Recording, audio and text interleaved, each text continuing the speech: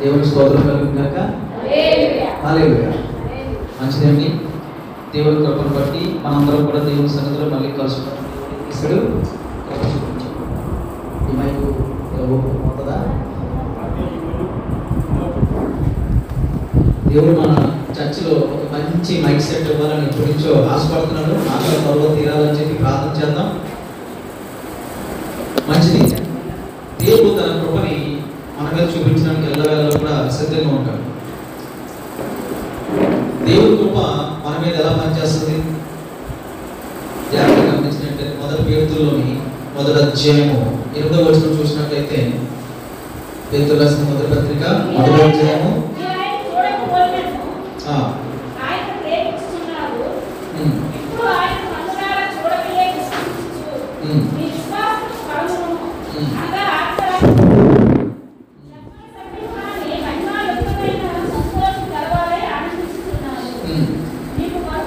మీకు కలుగు ఆ కృపను గూర్చి ప్రవచించిన ప్రవక్తలు ఈ రక్షణ గూర్చి పరిశీలించు తమ యందున్న క్రీస్తు ఆత్మ క్రీస్తు విషయమైన శ్రమల గూర్చి వాటి తర్వాత కలుగు మహిమను గూర్చి ముందుగా సాక్ష్యం ఇచ్చుచున్నాడు.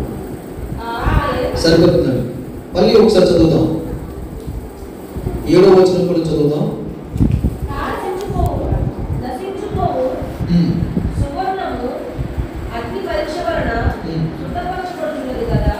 దానికంటే అమూల్యమైన మీ విశ్వాసము ఈ శోధన చేత పరీక్షకు నిలిచినదై యేసుక్రీస్తు ప్రత్యక్షమైనప్పుడు మీకు మెప్పును మహిమయు ఘనతయు కలుగుటకు కారణమగును. సరిపోతుంది. ఈ వాక్య భాగాన్ని మనం గమనించినట్లయితే దేవుడు మనతో ఒక విషయాన్ని చెప్పాలని ఆశపడుతున్నాడు. ఏంటో తెలుసండి? దేవుడు తన కృపను బట్టి మనల్ని ప్రేమించి మనకి ఏం చేస్తున్నాడు?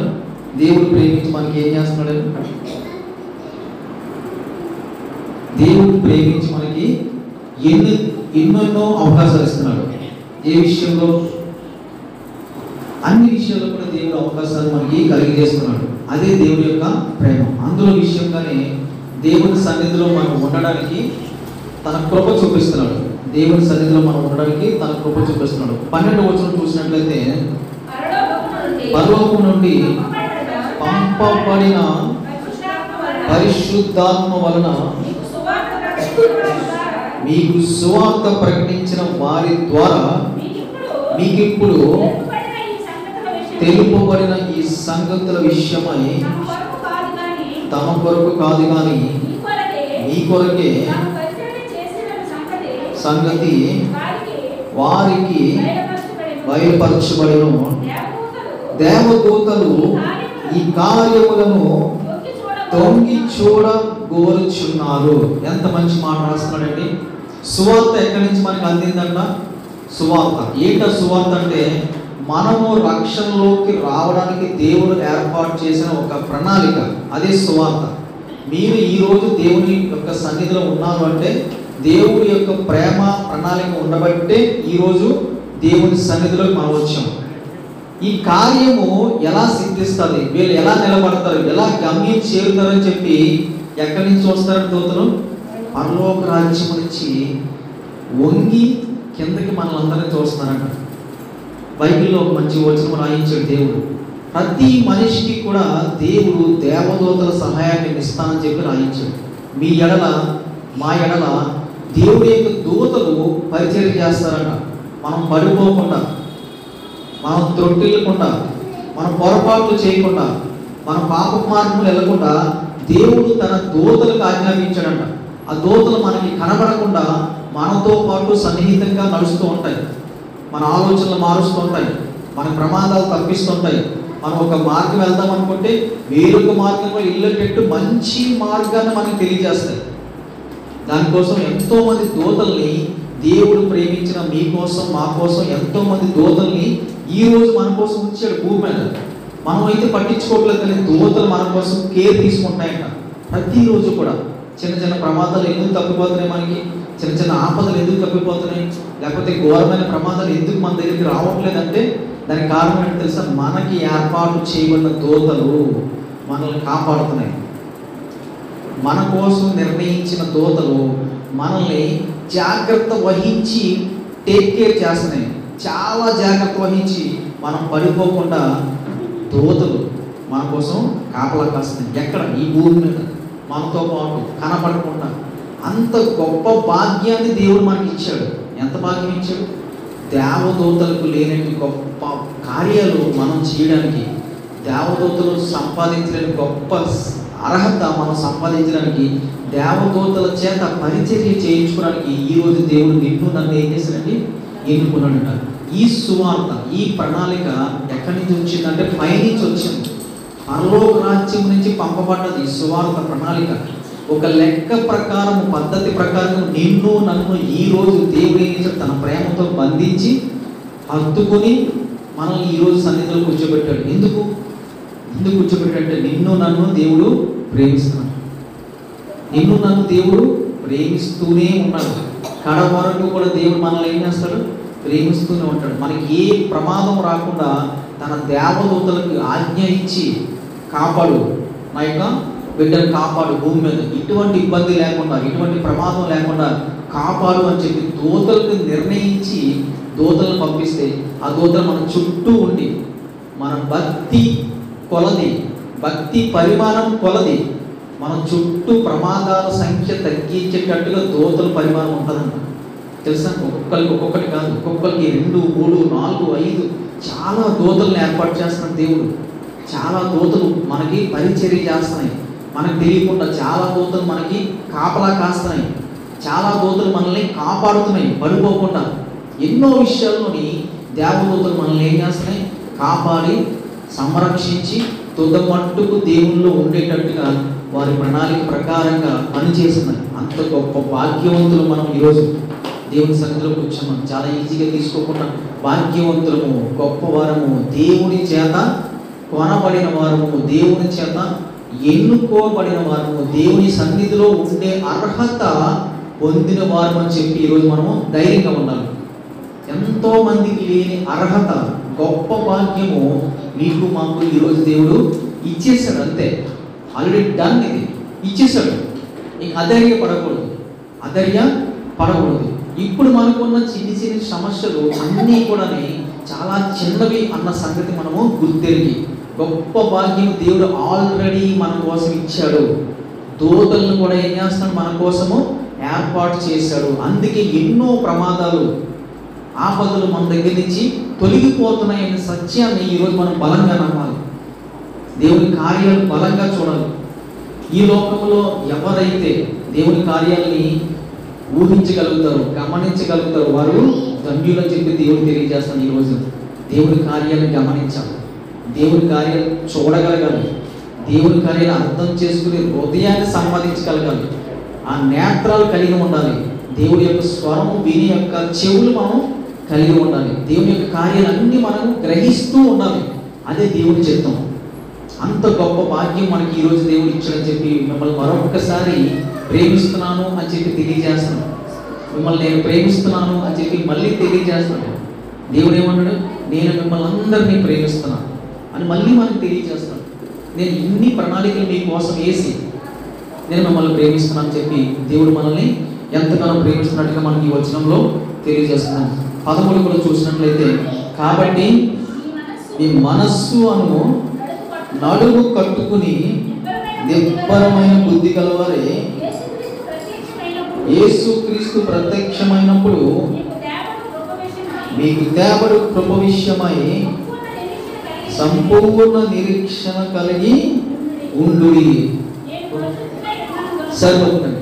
సంపూర్ణ నిరీక్షణ కలిగి ఎప్పుడు ఉంటాం మనం అంటే, ఎప్పుడు ఉంటారు క్రైస్తవులు అంటే? ఎప్పుడు ఉంటారు? సంపూర్ణ నిరీక్షణ ఎప్పుడు వస్తుందంటే, ఎప్పుడైతే సంపూర్ణ ధైర్యం మనకు వస్తుందో దేవుడి మీద, అప్పుడు సంపూర్ణ నిరీక్షణ మనకు వస్తుంది. నిజంగా దేవుడు ప్రణాళిక ప్రకారంగా నన్ను కాపాడాడు, ఒక ప్లాన్ ప్రకారంగా నన్ను కాపాడాడు, ఒక ప్లాన్ ప్రకారంగా నన్ను ఎంచుకున్నాడు. ఒకవేళ ప్లాన్ ప్రకారంగా మనల్ని ఎంచుకోకపోతే మన పరిస్థితి సాతాను చేతిలో, ఎటు వెళ్తుందో తెలియలేని అయోమయ పరిస్థితుల్లో ఉన్నది ఈరోజు లోకం. అందులో మనం ఉందేమో. ఈరోజు ప్లాన్ ప్రకారంగా దేవుడు ఎన్నుకుంటున్నారు ఒక్కొక్కరిని. ఎందుకు ఎన్నుకుంటాడంటే ఎక్కడో ఒక చోట మీలోని నాలోని ఏదో ఒక అంశంలో దేవుడికి ఇష్టమైన కార్యం కనబడింది. మీలోని నాలోని దేవునికి ఇష్టమైన ఒక కార్యం ఉంది కనుగని మిమ్మల్ని నన్ను ఎన్నుకుని ప్రేమించి ప్రేమిస్తూ ఆదరిస్తూ కాపాడుతూ దూతలకు ఆజ్ఞాపిస్తూ ఈరోజు సన్నిధిలో కూర్చుండబెట్టాడు మనల్ని. అంత గొప్ప భాగ్యము కేవలం దేవుడు తీసుకుంటాడు మన నెల. మనం దేవుడిని దూరంగా మనం ఇప్పుడు కూడా భావించకూడదు. దేవుడు చాలా సమీపంగా ఉన్నాడంటే మనకి ఎంత సమీపంగా ఉన్నాడంటే మనస్ఫూర్తిగా మనం ఏదైనా అడిగితే. అలాగని చెప్పి అమెరికా అధ్యక్షం చెయ్యి అని అడగకూడదు. మనం ట్రంప్ గారు అధ్యక్షుడు అయ్యాడంటే ఈసారి ఈ టర్మ్లో 5 years వరకు ట్రంప్. నన్ను కూడా అధ్యక్షుడు చెయ్యంటే అది వల్ల అవుతుందా? నో. దేవుడు ఏం చేస్తాడో తెలుసా? నీవు ఏది అడుగుతున్నావో అది ఒకవేళ నీకు ఇవ్వకపోవచ్చేమో కానీ ఏది మంచిదో ఏది శ్రేష్టమైనదో అది నీకు ఖచ్చితంగా ఇస్తాడు. ఎప్పుడు దేవుడు నిన్ను ప్రేమిస్తే, ఎప్పుడు నీవు దేవుడిని ప్రేమిస్తే నీకు శ్రేష్టమైనది దక్కుతుంది. నువ్వు కోరుకున్నది దక్కకపోవచ్చు, నీకు దక్కింది నువ్వు కోరుకున్న దానికన్నా మంచిదై ఉంటుంది. అదే దేవుడి ప్రణాళిక, అదే దేవుడి ప్రేమ. దేవుడి ప్రేమ ఎప్పుడు కూడా అడిగిందల్లా ఇవ్వడం అన్నది దేవుని యొక్క చిత్తమో కాదు. ఏది మంచి చేస్తాడో అది ఇస్తాడు, ఏది నీకు శ్రేష్టమో అది ఇస్తాడు, ఏది నీకు గొప్ప చేస్తుందో అది ఇస్తాడు, ఏది నీకు ఫలము మంచిగా వస్తుందో అది ఇస్తాడు. అందుకని అధికమైన కోరికలు కలిగి మానవ సహజమైన కోరికలు కలిగి ఎప్పుడు కూడా మనిషి జీవించకూడదు. అది ప్రమాదానికి దారితీస్తుంది. ఆ కోరికలు తీరక మైండ్లోని డిప్రెషన్, ఫ్రస్ట్రేషన్ చాలా వచ్చేసి కోపాలు, యాంగ్జైటీ ఫీల్ అయిపోతుంటారు చాలామంది. ఎక్కువ కోరికలు వద్దు, చాలా లిమిటెడ్గా కోరికలు ఉండాలి. ఆ ప్రతి కోరికని కూడా దేవుని యొక్క సన్నిధిలో పెట్టి ప్రార్థన చేయాలి. ప్రతి కోరిక కూడా ఆ కోరిక బలమైనదే ఉండాలి, కోరిక తీవ్రమైనది ఉండాలి, కోరికకి ఒక మంచి ఫౌండేషన్ ఉండాలి, కోరికకి ఒక బలమైన ఫౌండేషన్ ఉండాలి. ప్రభువా నన్ను ఆత్మీయంగా ఎదుగుదల చేయి. ఒక నిర్ణయం గట్టిగా ఉండాలి. ప్రభువా ఈ లోకంగా ధనవంతుడు చేయి. అది కూడా దేవుడు తీరుస్తాడా తీర్చడా? ఎంతమంది చెప్పండి?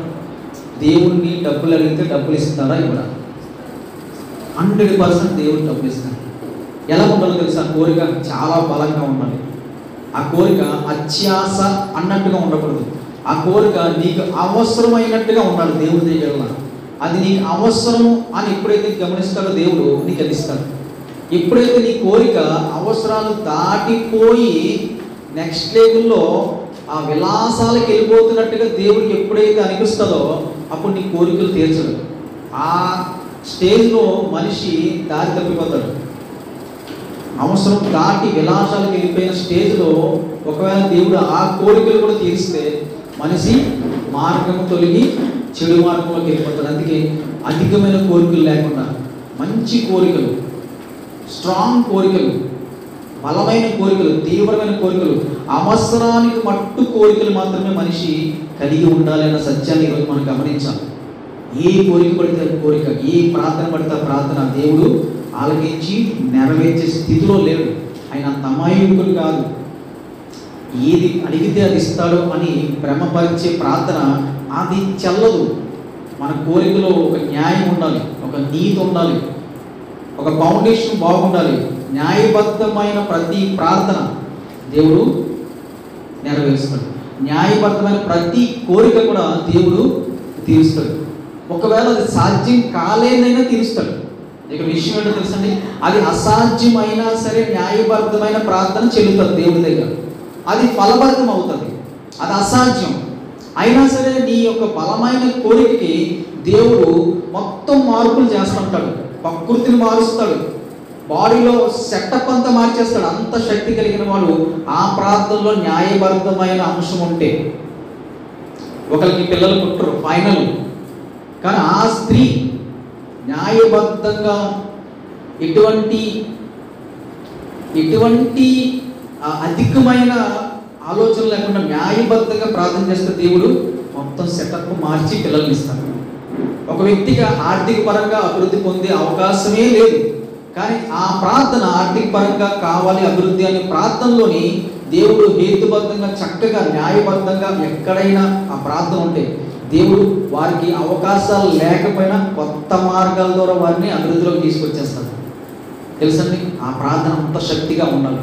అవకాశాలు లేవు, అవకాశమే లేదు, అయినే ఆ ప్రార్థన ఫలిస్తుంది. ఇప్పుడు న్యాయబద్ధంగా ఉంటే. అందుకే ధనవంతులు అవ్వడానికి మీరు న్యాయబద్ధంగా ట్రై చేయొచ్చు, దేవుడు ఒప్పుకుంటాడు. ధనవంతులయ్యి విలాసంగా ఉండాలి, లేకపోతే టీవీలో చూపిస్తున్నట్టుగా నేను కారులో దిగాలి, హెలికాప్టర్లో దిగాలి, పెద్ద మేడలు ఉండాలి, ఇవన్నీ న్యాయబద్ధంగా అనిపించట్లేదు దేవుడికి మనిషికి కూడా. నో, అంత అవసరం లేదు. ఆ స్టేజ్కి వెళ్తే నిజంగా మనం పాడైపోతాం. దేవుడు మనల్ని ప్రేమించి మనల్ని పాడు చేసే ఉద్దేశంగా దేవుడు ఉన్నాడు. ఎప్పుడు మనం పాడైపోయేటట్టుగా మనల్ని ఎప్పుడు కూడా ఏ విధమైన దీవెన కూడా ఇవ్వడు. ఒక దీవెన మనిషికి అది అభివృద్ధిలోకి ఆధ్యాత్మికంగా మంచి స్టేజ్లోకి తీసుకెళ్ళాలి. రెండు రకాలుగా దీవెన ఉండాలి. దేవుడు ఇచ్చే దీవెన ఈ లోకంలోని మంచి చేస్తుంది, ఆధ్యాత్మికంగా మంచి చేస్తుంది. ఆ ఉద్దేశంతో మనం ఏ ప్రార్థన చేసినా అది దేవుడు వింటాడు. బలమైన ప్రార్థన కార్యాలు ఏం చేస్తుంది? మన కళ్ళ ముందు తీసుకొచ్చేస్తుంది.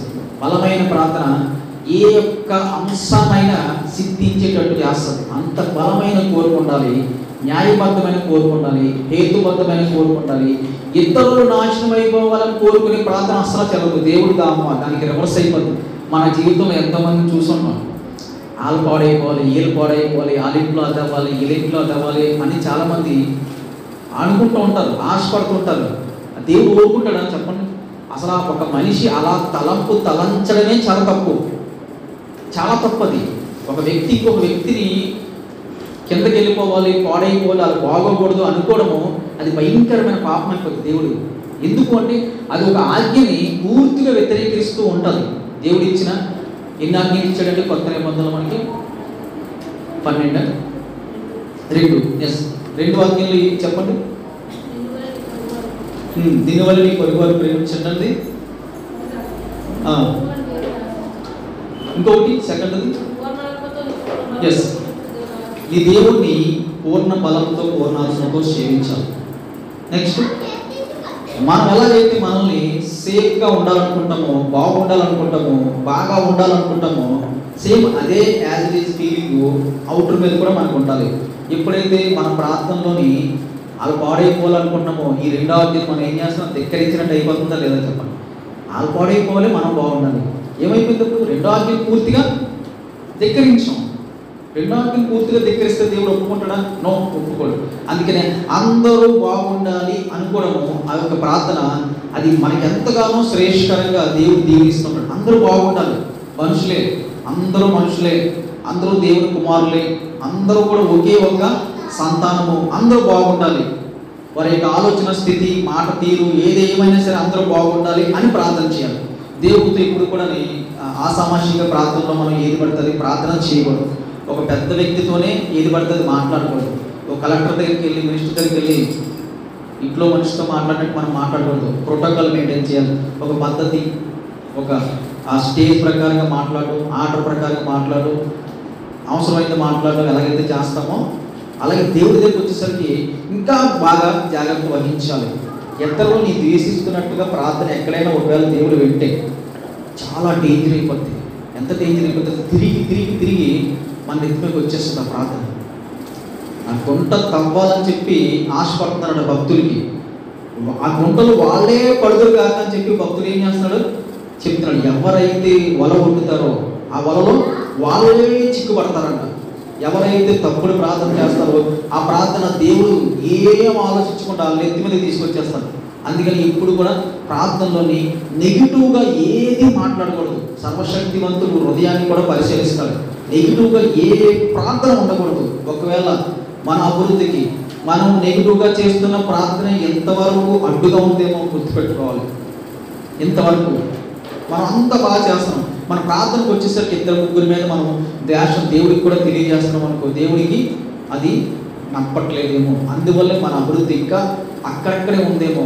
ఏం చేయాలి? ఈ రోజు నుంచి ఓన్లీ పాజిటివ్. దేవుడితో మాట్లాడిన సంభాషణ అంతా కూడా only positive. Negative thoughts, negative మాటలు, నెగిటివ్ ఏ ఫీలింగ్ కూడా ఆయనకి మనం తెలియజేయకూడదు. దానివల్ల మనకి ఎంతకాలం నష్టం వచ్చేస్తుంది. మన అభివృద్ధి స్ట్రక్ అయిపోద్ది. మన అభివృద్ధి అక్కడే ఉండిపోద్ది. ఎక్కడ వేసింది అక్కడే ఉన్నట్టు అయిపోతుంది. మన ప్రార్థన ఇళ్ళ వేళలో ఎలా ఉండాలి? పాజిటివ్గా ఉండాలండి. మనం అందుకనే సిద్ధపరచబడ్డామంట, అందుకనే మనం ఏర్పాటు చేయబడ్డామంట. మనందరం కూడా పాజిటివ్గా స్పందించాలంట, మనందరం కూడా పాజిటివ్గా ఆలోచన చేయాలంట, మనందరం కూడా అందరూ బాగుండాలి అని ఆశపడాలంట. అలా ఆశపడే నైజము న్యాచురల్గా రావాలంట మనలోకి. అలవాటు చేసుకుని ప్రాక్టీస్ చేసుకుని మనం ఏం చేయాలి? ఒక స్టేజ్లో అందరూ బాగుండాలి అన్న స్థితికి వెళ్ళిపోవాలి మనం. అప్పుడు వాళ్ళని తీసుకెళ్ళి ఏం చేస్తారు? దేవుడు పరలోక రాజ్యంలో ఉంచుతాడు. అప్పుడు మీరు పరలోక రాజ్యంలో నేను మీరు ఉన్నప్పుడు మనం ఏమనుకుంటాం? అందరూ బాగుండాలి అనుకుంటాం. పరలోక రాజ్యంలో ఉన్న వాళ్ళందరూ బాగుండాలి అనుకుంటాం. ఒకవేళ నెగిటివ్ థాట్స్తోనే మనం ఒకవేళ పరలోక రాజ్యం తీసుకెళ్తాం, ఏమనుకుంటాం? వాళ్ళకన్నా మేము బాగుండాలి, మాకన్నా వాళ్ళు బాగకూడదు అని చెప్పి ఈ యొక్క డిఫరెన్సియేషన్ పరలోక రాజ్యంలో కూడా చూపిస్తాడు వ్యక్తి. ఇక్కడే మారాలి, ఇక్కడే సెట్ చేసుకోవాలి, ఇక్కడే మనం ప్రాక్టీస్ అవ్వాలి, ఇక్కడే ట్రైనింగ్ అవ్వాలి. ప్రార్థన చేయడము, దేవుడికి ఆరాధన చేయడము, దేవుడు ప్రణాళిక ప్రకారం మనల్ని ఏర్పాటు చేసుకున్నాడు. దోతలకి సెలవిస్తున్నాడు, దోతలు వచ్చి మనకి పరిచయం చేస్తుంది. ఎంత గొప్ప భాగ్యం ఇచ్చిన మనము ప్రతి దాంట్లో కూడా సరి చేసుకుంటూ ముందుకెళ్తే దేవుడు ఏం చేస్తాడు? మనల్ని పూర్తిగా దీవిస్తాడు. ఎంతమందికి దీవెన కావాలి చెప్పండి? పూర్తి దీవెన. ఎంతమందికి కావాలి? ఆర్థిక పరంగా ఎంతమందికి అభివృద్ధి కావాలి చెప్పండి? అనుకున్న కోరిక, దేవుడి చిత్తానుసారంగా ఉన్న కోరిక ఎంతమందికి నెరవేరాలని ఆశపడుతున్నారు? చిన్న ప్రార్థన చేద్దాం. కళ్ళు మూసుకుని మోకరించి చిన్న ప్రార్థన చేద్దాం. మోకరించి దేవుడిని మీరు అడిగి ప్రతిదీ కూడా దేవుడు నెరవేర్చడానికి సిద్ధంగా ఉన్నాడు. కళ్ళు మూసుకుని మోకాలు వేసి చిన్న ప్రార్థన అడగండి. ఏదైతే మీరు అడగాలనుకుంటున్నారో అది దేవుడిని అడగండి. ఏదైతే అడగాలనుకుంటున్నారో అది మనస్ఫూర్తిగా దేవుడిని అడగండి. ఆ కార్యం మీ జీవితంలో రాబోతుంది. ఆ కార్యం దేవుడు మీకు సిద్ధింపజేస్తాడు. మీ ప్రార్థన బలమైన ప్రార్థన మీకు ఎటువంటి పరిస్థితులైనా మీ కళ్ళ ముందు తీసుకొస్తుంది. అది ఆర్థికపరమైన, ఆరోగ్యపరమైన ఏదైనా సరే విశ్వాసంతో కూడిన ప్రార్థన మిమ్మల్ని ఏం చేస్తుందో తెలుసా? బలమైన ప్రార్థన. ఒక్కసారి అడిగిన దేవుడు అది మీ జీవితంలో ఫలభరితం చేయడానికి సిద్ధంగా ఉన్నాడు. ఫలభరితం చేయడానికి సిద్ధంగా ఉన్నాడు. నీ ప్రార్థన చేయండి. యేసయ్యా ప్రభువా, ఇదిగో నేను బలమైన ప్రార్థన చేస్తాను, ఇదిగో నిశ్చయం కలిగిన ప్రార్థన చేస్తాను, ఇదిగో నేను అడిగింది నా జీవితంలో నెరవేరాలి, త్వరగా నేను అది చూడాలని చెప్పి మీ ప్రార్థన చెవులోకి డైరెక్ట్గా వెళ్ళేటట్టు మనస్ఫూర్తిగా ప్రార్థన చేయాలి. మనస్ఫూర్తిగా ఏది అడుగుదాం అనుకుంటున్నారో, ఏ పరిస్థితి మారాలనుకుంటున్నారో, ఏ యొక్క స్థితికి మీరు మార్చుకోవాలనుకుంటున్నారో అది మీరు దేవుడు ఒకే ఒక్క మాట అనండి. పరిశుద్ధుల తండ్రి, ఇంకో దగ్గర పిల్లలు నీ ప్రార్థన చేస్తున్నారు, వారిని ఒక్కసారి చూడండి. వారు ఏదైతే అడుగుతున్నారో వారిని దయచేయండి. అవన్నీ కూడా నీకు అనుకూలంగా మార్చుకోండి. ప్రతి ఒక్క ప్రార్థన, ప్రతి ఒక్క పరిస్థితి కూడా నీకు అనుకూలంగా మార్చుకొని వాటన్నింటినీ కూడా మీరందరికీ దయచి మరి ప్రార్థన చేద్దాం. ప్రార్థన కళ్ళు మూసుకుందాం.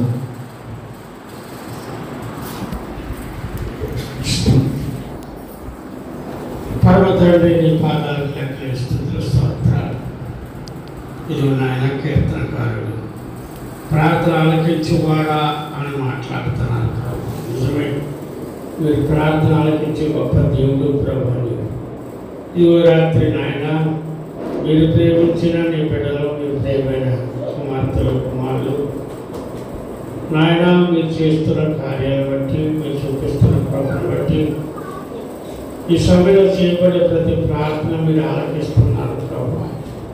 మీ సమయంలో మీ ఆలోచనలు నాకు నాయన బిడ్డలందరూ ఎలా సఫలపరచండి.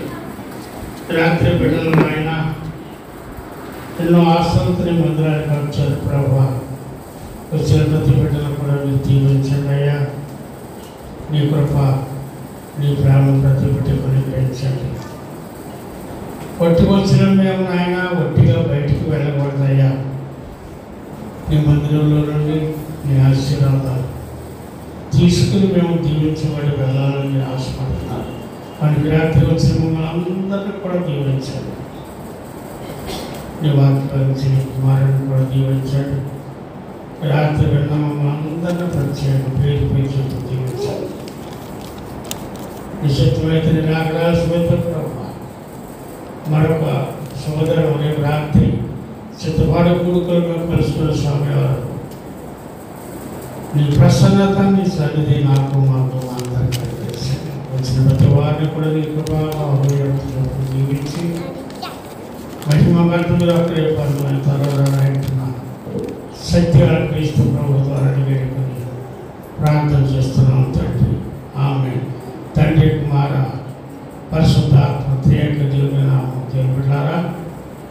ఈ మహాశుక్రవారం ఆరాధనలో పాల్పంచిన అందరికీ ఇప్పుడు ఎల్లప్పుడూ సదాకాలము తోడని నడిపించిన కాక. ఆమేన్, ఆమేన్, ఆమేన్. God bless you. దేవుడు